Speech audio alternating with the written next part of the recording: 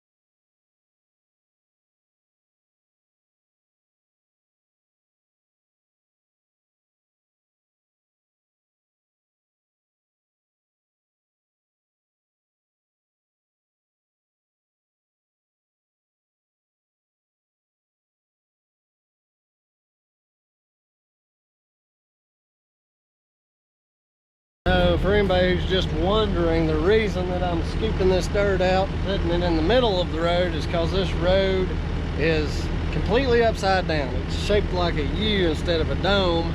So what I'm doing is taking material as I cut this ditch, put it in the middle, and using that to shape the road the way that I want. This would be a lot easier with a bulldozer, but I don't own one. So we're gonna keep going the way we're going.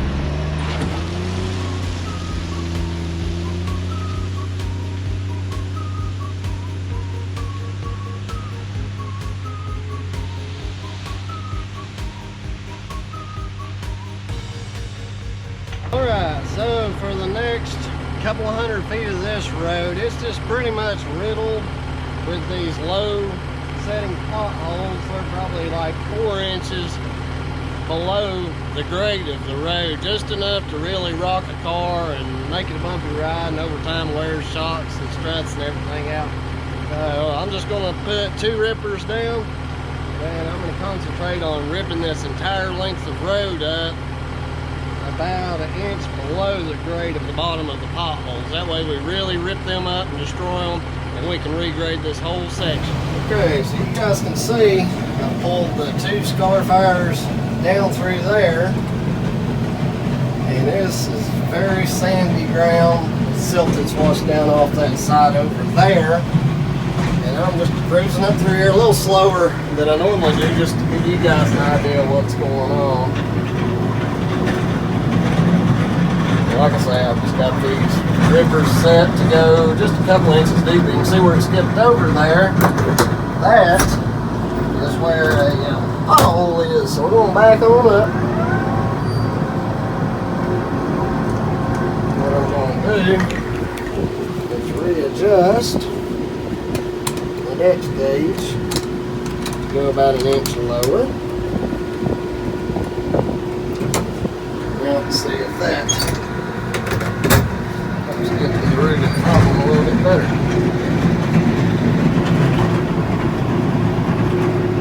Now we're ripping a little bit better. Still skipping over. That's probably deep enough for right now to run up through here. Let's go ahead and grab it up in the 4th.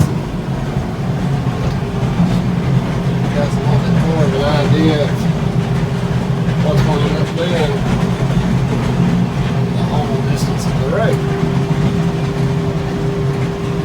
So that's what I'm going to do for about the next 30 minutes on this couple of 100 feet. Just rip it up, same as if we were plowing a garden.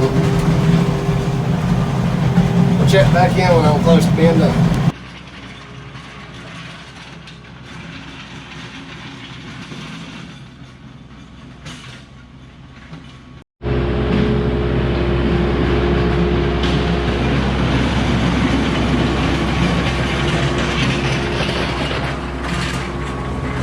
Okay, so now that we've gotten the road completely ripped up and destroyed, we can start building it back.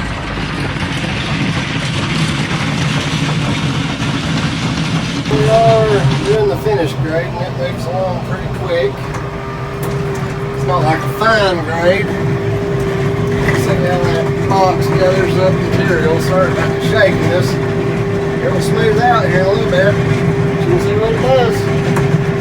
Smooths it right out. We're going to cruise back and forth a few times, get this thing good and smooth, and then pack it in with the truck.